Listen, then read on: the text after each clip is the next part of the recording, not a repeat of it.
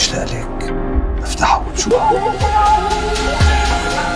تعرفوا على المسلسلات السورية في رمضان 2023. كرزون مسلسل اجتماعي بتدور أحداثه بفترة وباء كورونا، وبيحكي قصة عدنان بيك، رجل أعمال بيملك ثروة كبيرة وعنده بنت اسمها نور. البنت الدلوعة يلي عايشة حالة ترف وما بيهمها إلا حالها. قصة المسلسل بتبدأ لما بيصير انفجار مرفأ بيروت، وبيكون عدنان بيك بأحد الفنادق القريبة، فبيستغل هذا الشيء وبيقرر إنه يختفي ويراقب بنته من بعيد كنوع من الاختبار ودرس لإلها لحتى تعتمد على حالها. ومن هون إجا اسم العمل يلي بيعني الرجل المتخفي. وبهالعمل رح نشوف الفنانة مها المصري بالأعمال الاجتماعية بعد غياب، وبترافقها الفنانة ليليا الأطرش.